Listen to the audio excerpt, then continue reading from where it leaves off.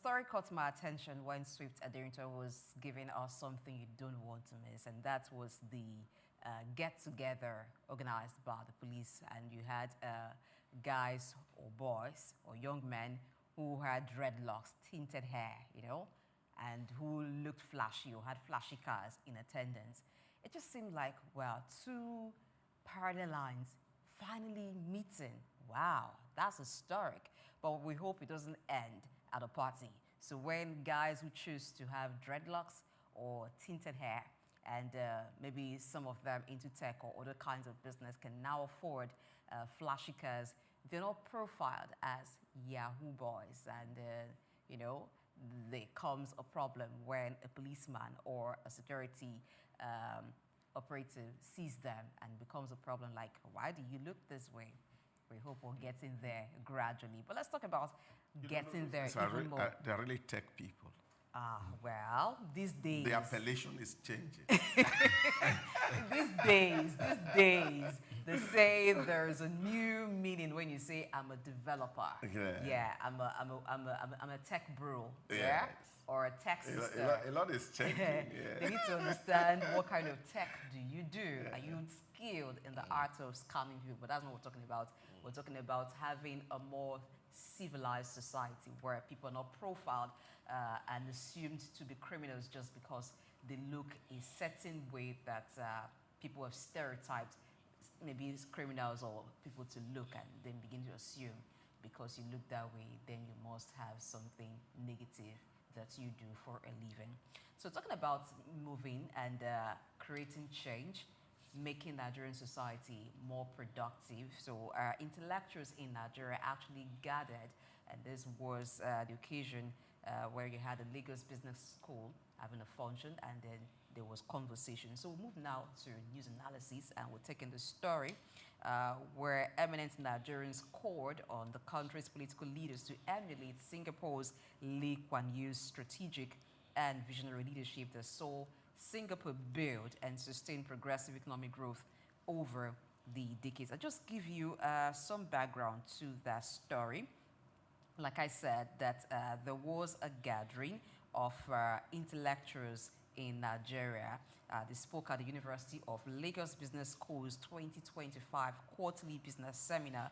And then a former minister in Nigeria actually did speak. Obi Ezekwesili, she is the president of Human Capital Africa, and she said one of the key characteristics of strategic leadership is the ability to articulate and pursue a long-term vision that transcends short-term political or economic pressures. And she cited the leadership of Singapore's first and long-serving Prime Minister, Lee Kuan Yew. If you have been an ardent viewer of the show, you would have heard Dr. Idahosa Osamhanze a lot of times reference Lee Kuan Yew when he talks about leadership, when he talks about pragmatic leadership, having a vision, knowing what you want to achieve, and actually following steps, having plans to transform a country that was poor in resources to one now that is a country that has developed technologically, economically, and in education, that is now being referenced when counsel or advice is given to developing nations. So Singapore is pointed and say, you see what Lee Kuan Yew did there, you should emulate them. So it's not just you who has been talking about Nigeria or even Africa emulating the leadership style of Lee Kuan Yew. Now, intellectuals in Nigeria, and this was even led by Dr. Obi Ezekwesili, asking politicians, political leaders in Nigeria to go that route. Well, it's good that it's coming from the elites and the intellectuals in Nigeria. And the most fundamental part of this is the fact that all of us have had the opportunity to even call it short-term governments.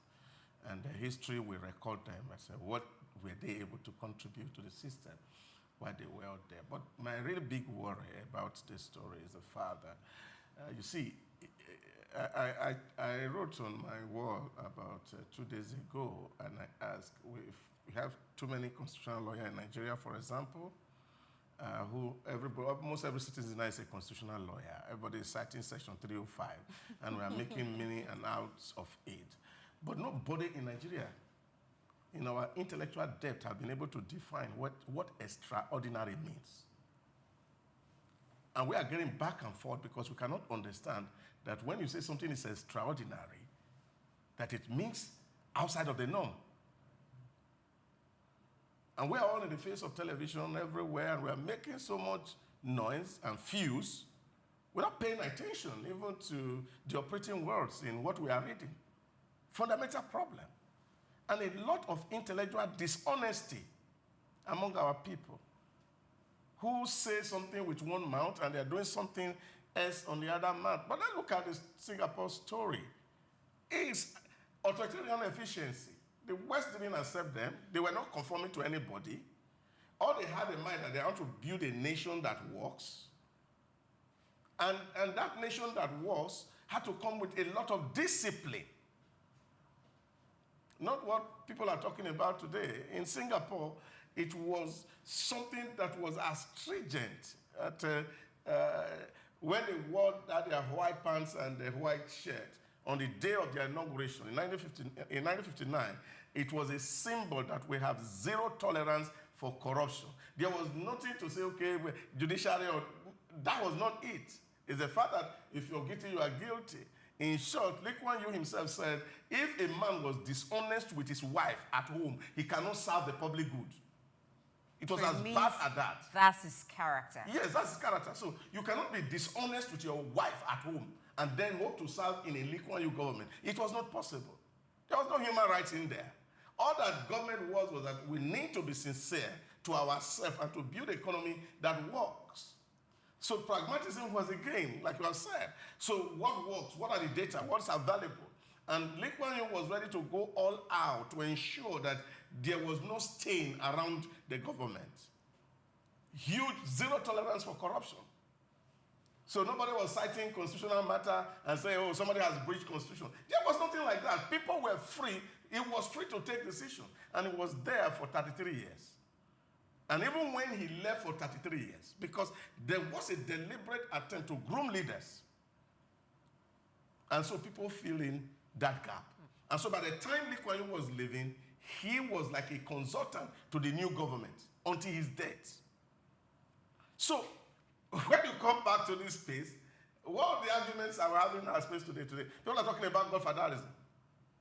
And they forget that there's a need for upcoming leaders to be groomed by somebody. And we just throw it on the way and say, oh, godfatherism, that is the bane of our politics. And then you go back on another breath and you are talking about Lee Kuan Yew. How can you talk about Lee Kuan Yew? When you are self-contradicting. The type of godfatherism that Lee Kuan Yew or Singapore practice, is it not totally different from what I don't think so. Lee Kuan Yew was succeeded by somebody who was very close to him, and the boys started a business of government together. After 4 years, who became the next prime minister of Lee Kuan Yew? It was his son. It was his son. And there were no hue and cry about the father and the son. What was important was he competent? Okay, so competence comes to play. So that was on this side. Was he competent? Is it a matter of competence wherein there's a political godfather and then there's a mentee who is under the tutelage of the political godfather? Does competence come into play in this type of mentorship? Yeah, but who defines competence? Who defines competence? See, there's a level to which we're looking at these issues of competence. You see, again, one of the things that Lee Kuan Yew was able to do as the Prime Minister of Singapore was the fact that he was deliberate in how he empowered those who will succeed him. And he was not looking at any other thing but that he was a disciplined man and knew that, number one, he needed to manage the diversity of Singapore. Because you have three major ethnic groups in Singapore. You have the Chinese, who were in the majority, of which he came from. You have the Malays, and you have the Indians. Now, these three ethnic groups in Singapore needed to be managed. And you see, what will he do? He had to even send his children to go learn the Malay language. And they went to the Malay school. So he stood in there and he did what he felt was right. The West didn't accept him. He was not an advocate of free press. In short, all the newspaper that was coming into Singapore, history has it that Lee Kuan Yew had to buy them off the streets. Why did he have to do that? So that they don't corrupt the mind of the Singaporeans. You see, because there's a way that the things that we receive in our system actually affect our level of thinking. So he didn't want their citizens to be corrupted. And therefore, he was quite sensitive to what they consume and how they make up judgment. Even though he had to deliberately send people on scholarship to go understudy other countries and then come back home with bogus pay. These people are talking, they can go and research it.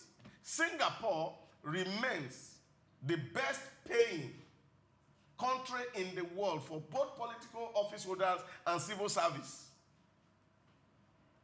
It's there. The Prime Minister of Lee Kuan Yew, I said it here on this table, earned like 3 or 4 times what the President of America will earn per annum. So this idea of selective morality for me is quite weakening, because what we are looking at is that you are on the one hand talking about people who you feel that they should earn nothing, and then you are expecting that they are going to contribute, and then you are asking that they have to adopt the Lee Kuan Yew model. That for me seems a contradiction in terms. Okay, so let's even look at Lee Kuan Yew's personality first and how he became a leader. It seemed like he had, from the beginning, known what he was going to be, or who was going to be, what he was going to do. So even at a time where there was a Japanese occupation, he escaped being a victim of what was called the Purge at that time. And he even went to London Economic School before he went to study law. So it seemed like every step he was taking, even the course he chose to study, he was building himself for leadership. He was building himself up to be that leader, that change leader that Singapore needs.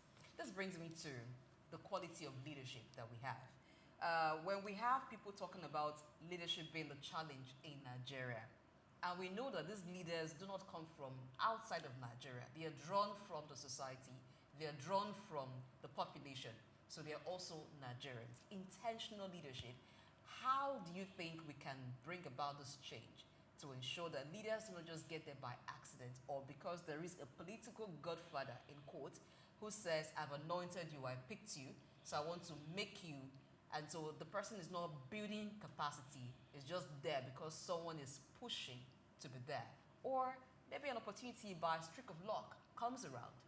But that's not the case of Lee Kuan Yew. Okay, first of all, I would like to say that when the former honorable minister, what's her name again? That was Dr. Obi Ezekwesili. Dr. Obi Ezekwesili, when she was talking about we exploring and imbibing or copying the strategy of Singapore and of Lee Kuan Yew, she wasn't talking about.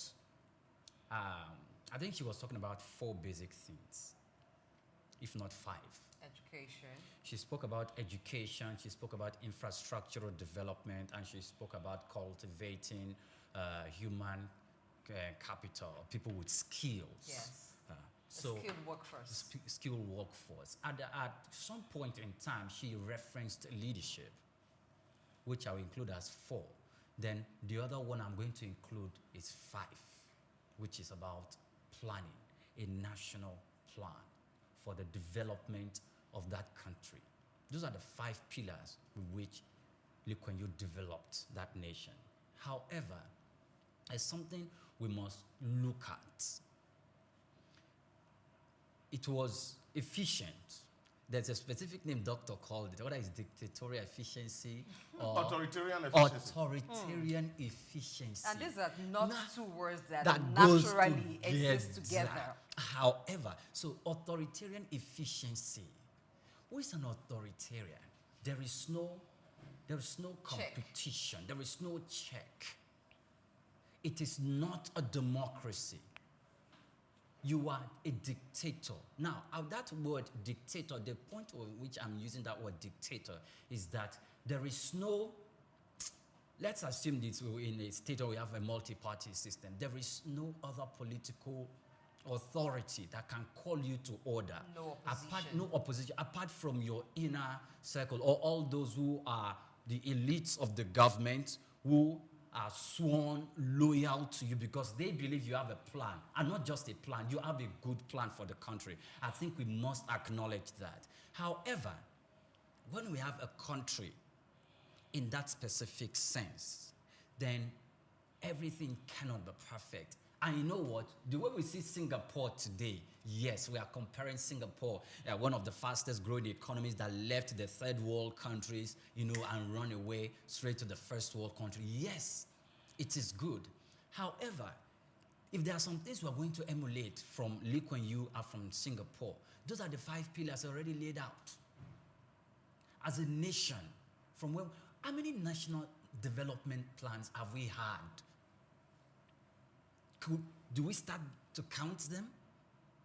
How many have we followed to the latter? Apart from independent individuals that assessed the performance and evaluated the efficiency and effectiveness of those development plans, did the government of the day, from one administration to the other, do they have plans to sit down and say, okay, let us look at these national development plans one after the other, or currently the one we just finished before now? Let us see how far we've come. Because that would have been a roadmap not only for the political party in power, but for another political party that might take over government.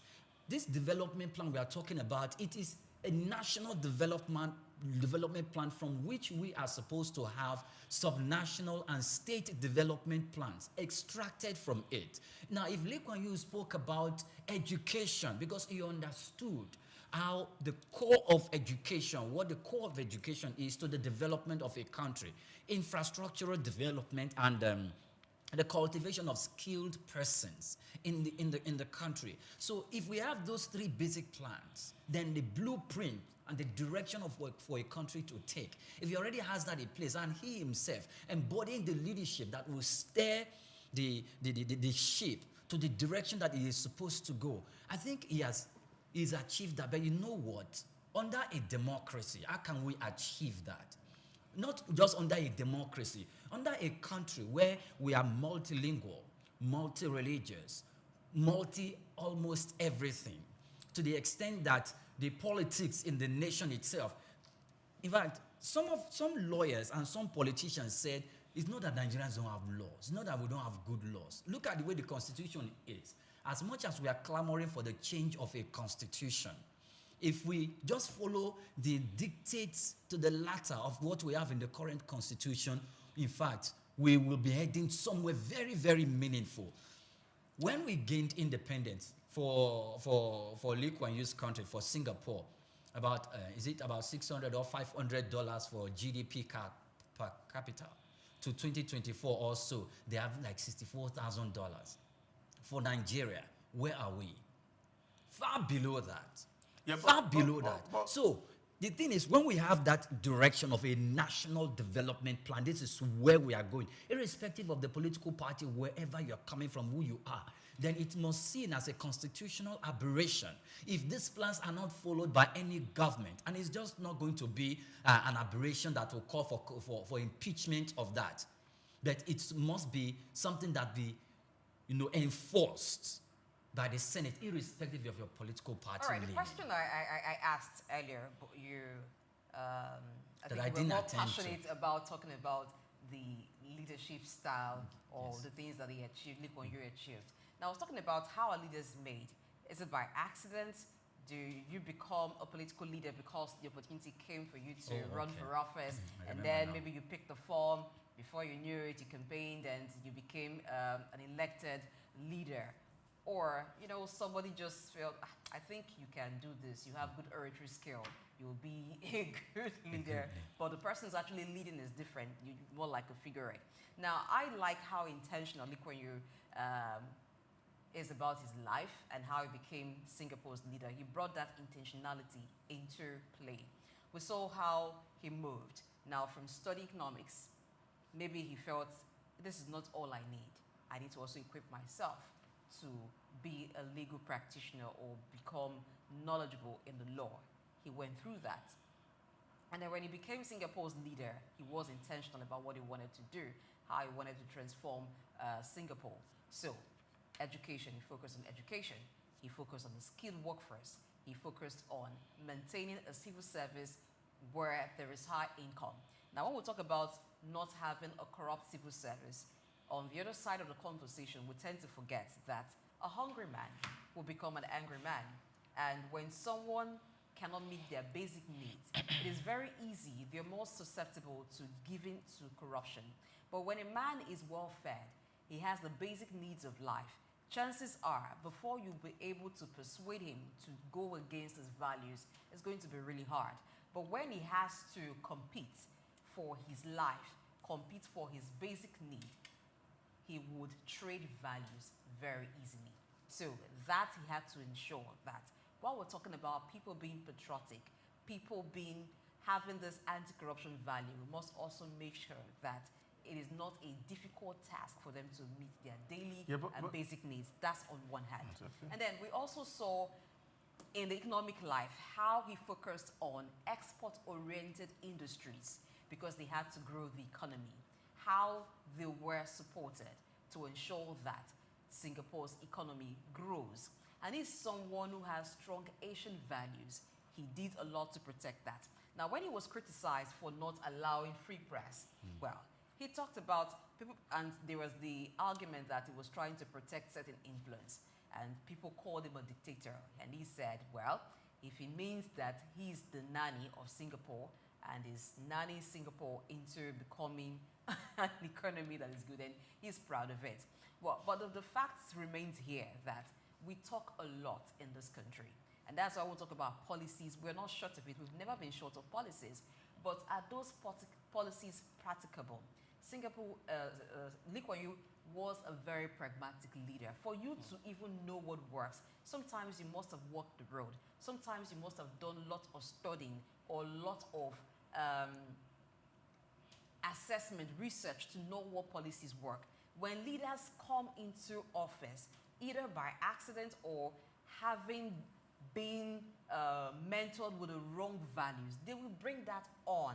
You were talking about competence, Doc, earlier, and you asked who defines competence. It is true, that's a great question to ask, because the Godfather could have trained competence to be, you're able to walk around the system, embezzle money without anybody tracing, and then you just sprinkle a little with certain projects.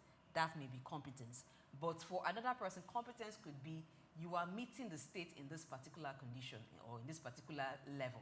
Are you able to transform in the other aspect? Now, coming to the foundations that he built, education, a skilled workforce, having infrastructure development. It was intentional. There was a plan, and that's why he could stay for a long time as a prime minister. In Nigeria, we don't have continuity. It is only in Lagos State that we have what's close to continuity, even though there are some aspects that we don't even find continuity.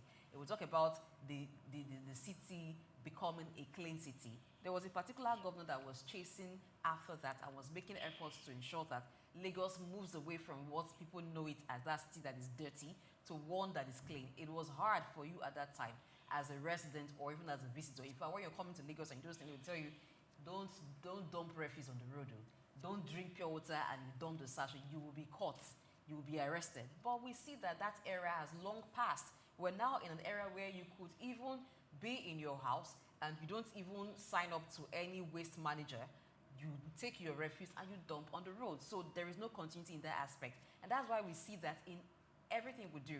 It's more like the agenda of the governor, the agenda of the local government chairman, the agenda of the president. And so we hear 5-point agenda, 7-point agenda, renew hope agenda, this agenda. It is more personal. And after the tenure of that particular political leader expires, it is done. If they were able to complete certain agenda or they were able to actualize it, then it's fine. They were not. The other person comes and starts afresh, wasting resources, wasting a lot.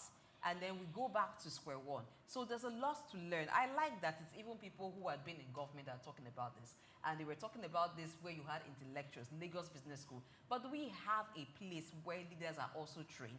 Are we taking steps to ensure that we are not just people who talk, but we are pragmatic in everything we do, down to the basics in our educational educational system? The primary school, what are people taught? What kind of education are we having?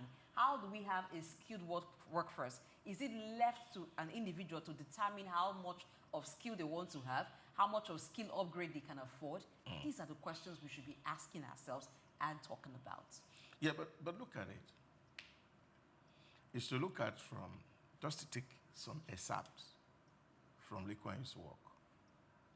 This is what he said.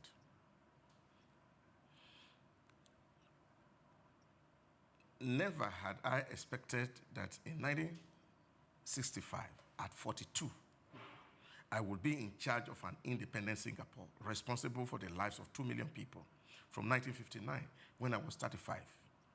I was Prime Minister of a self-governing state of Singapore. We joined the Federation of Malaysia in September 1963. There were fundamental disagreements over policies between Singapore and the federal government of Malaysia. All of a sudden, on 9th August 1965, we were out on our own as an independent nation. We had been asked to leave Malaysia and go on our own way with no signposts of our next destination. He further said, we faced tremendous odds with improbable chance of survival. Singapore was not a natural country, but man-made, a trading post. The British had developed into a modal point in the world maritime empire. We inherited the island without its hinterland, a heart without a body. Foreign press comments immediately after independence, all predicting doom, added to my gloom. Now, that was the state Singapore was. No hope. And the man says, well, we have to make a choice whether to live or not to live. So it was not time for complaint. It was time for action. And so he came into government with this mindset that it's either we swim or we sink. And eventually, they had been able to swim and not sinking. So this is what I'm saying. We look at our environment today, but what do we see? There were voices. He formed a new party, the People Action Party, the PAP, which is still governing Singapore today, was formed from the scratch with his 8th friend from Oxford. And he drove the process. The wife was a lawyer, though a lawyer never had any government case to litigate. And so he built a political party from the scratch, having not been in, and he won that election. And having won the election, he swung into action. Take people who he feels that also know something. And look at this economic minister. Put the policies on the ground. And they were deliberate in talent hunting everywhere around the globe. So they were intentional. Politics was not at the heart. Building a system that works was what was it. But here we are. That we self-destroy ourselves, and then we go around and we're also talking about how can emulate Singapore. How do you make an omelette without breaking an egg? So what's the egg to break here as we wrap up on this? All right. Now the egg is a process. How did Singapore was able to do these 4 key things that you have mentioned was that there was a man who was strong enough to whip everybody into order. Okay. So but this man that was strong to whip people into line when they fell out of line or when they moved out of line. So he was an authoritarian, and here we have democracy. And in a real democracy, you will find checks, you will find opposition, you will find members of parliament or the legislature sometimes opposing certain bills, and that may not give a free hand to the person who's at the, or give a free hand to the executive. If we look at it, what he's been able to do, and if we also look at China's system of government, these are not democratic systems of government. Does it suggest that perhaps democracy may not be the ideal system of government for Nigeria? Or is it a thing that is not about the system of government, it's about those who pilot the affairs of government? Yeah, Okay, but in Singapore, there was a democratic accountability. It was not as if it was all authoritarianism, because every 5 years they go back to the people to say, well, we want to be re-elected. And there were rigorous campaigns from both the opposition and the ruling government. And the government came to tell you that, look, this is what we have done. This is where we want to take Singapore to. We have given you low-cost housing. We have given you social services. So our social compact with you, we have not defaulted. And so the people keep voting them, as long as they can see that the work that is being done is on the ground. So that democratic accountability was there. But you see, the understanding, I was speaking with a friend yesterday for about 2 hours, and we're talking about our own factor. You see, the cultural imperative of our poverty is a problem. Where one person becomes a leader, for example, even in a subunit, and that person amasses all the apparatus of government to itself. You just look at it, we are running a wasteful kind of government. One man is going just for a church service, and you have about 15, 20, 40 cars following him to the mosque to just go and pray. That was not in Singapore. That was not there. So the cultural imperative of a people matters a lot. And I think that's where we need, so that we're not just speaking about selective morality, that for us, what is wrong will be wrong, what is right will be right. That's the point I'm making. Okay, so earlier on you asked the leadership, how Lee Kuan Yew kind of leadership was birthed. So when I was in the university, there's this specific course that is called SOC 101, like Sociology 101. It's an elective course. And they were teaching us about leaders and how leaders emerge. And the way I think Mr. Lee Kuan Yew emerged was through the process where society birthed him. Society birthed him in the sense that, okay, he came forth as a human being. He looked around his environment. You know, you relocated to a specific area and you look at the terrain of the environment. You saw that this place is dirty. There is no waste management system. So people just go start dumping trash in the middle of the road. And you took it upon yourself to either build a company or organize a system where there's a central waste management system, and you start making announcements in that specific environment to the extent that you were able to give an orientation to the people, and they stopped dumping refuse in the middle of the road. And they started following your advice and start utilizing the systems that you have actually put in place to start managing the waste in that specific environment. So society threw up leaders. That was how society threw up the leadership or the leader in Lee Kuan Yew, because he saw how dire the situation is. And he's not someone from the grassroots. He was an elite. He schooled in, you mentioned Harvard.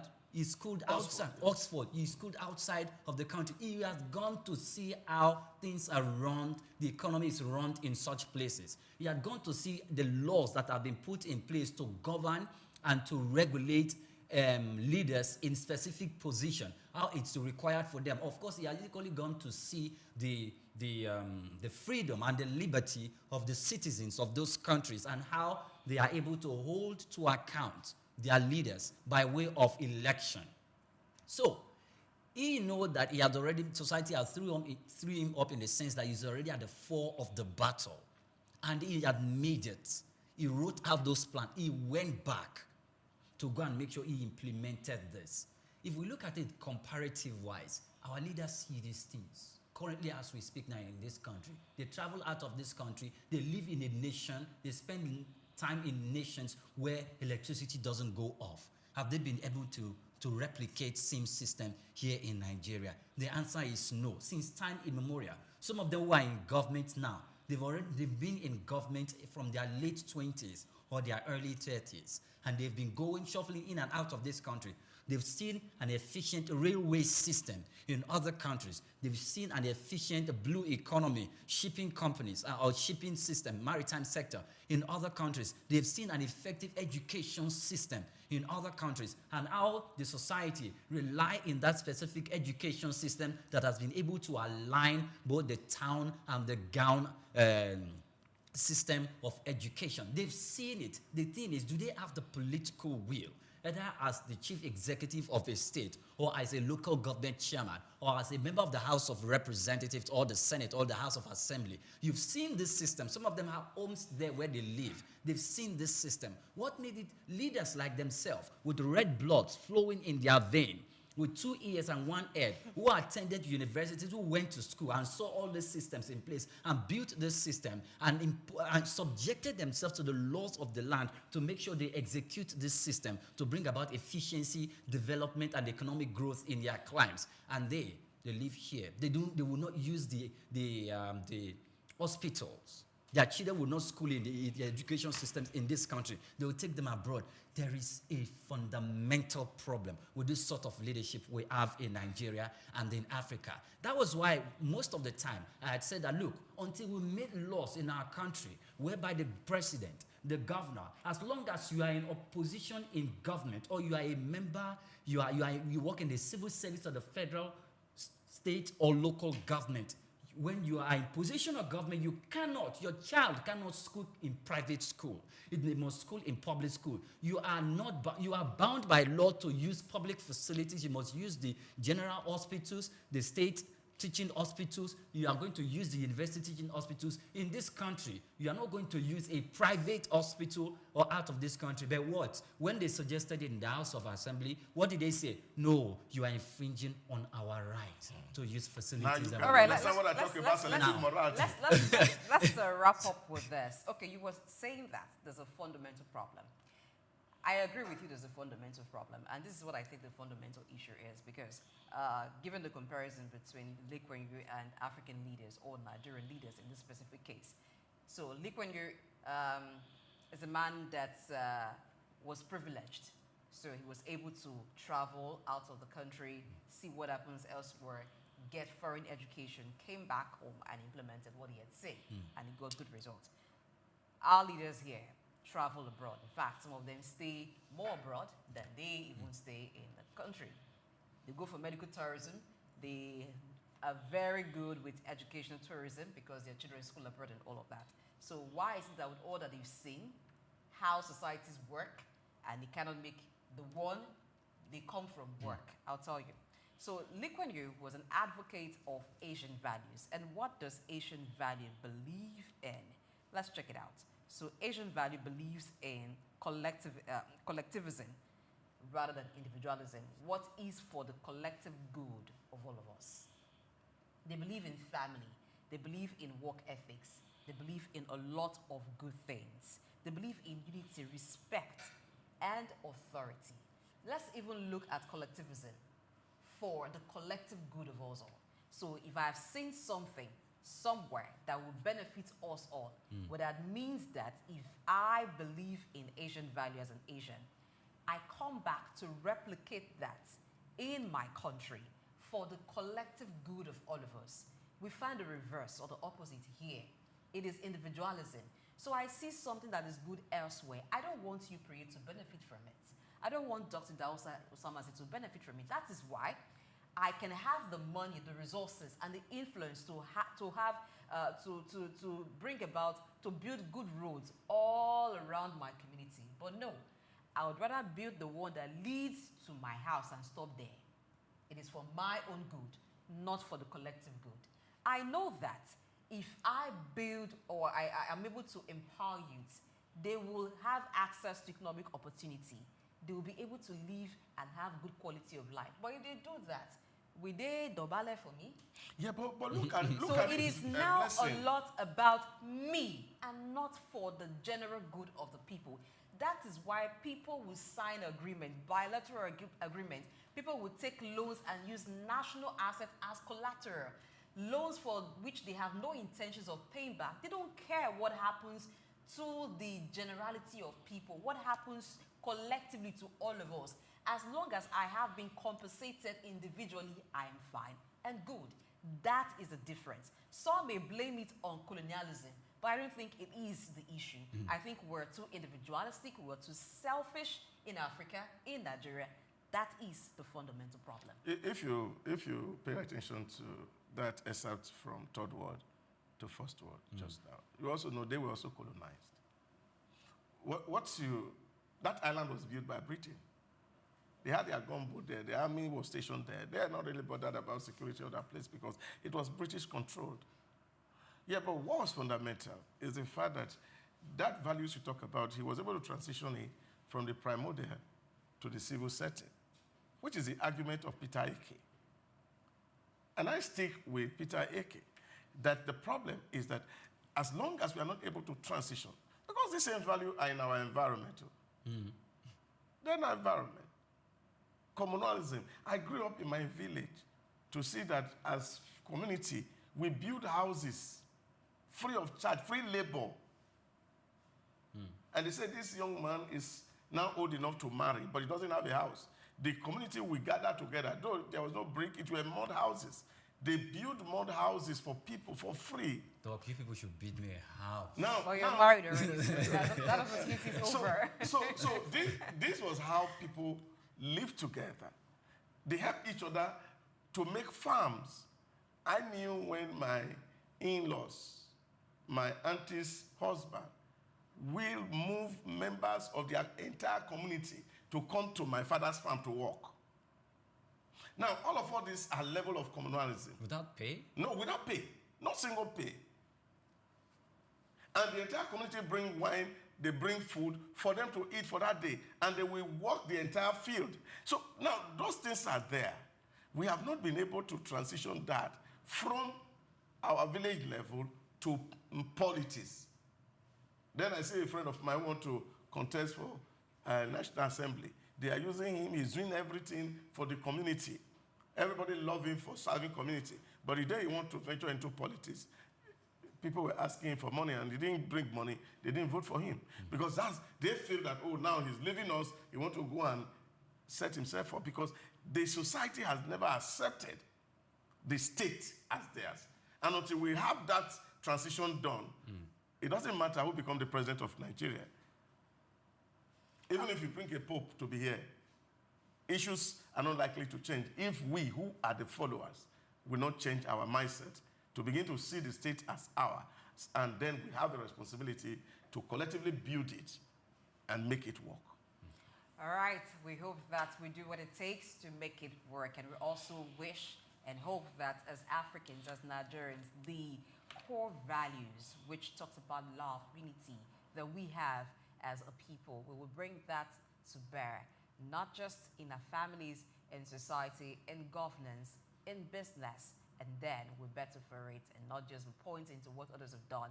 Let others also point to what we are doing and what we've done.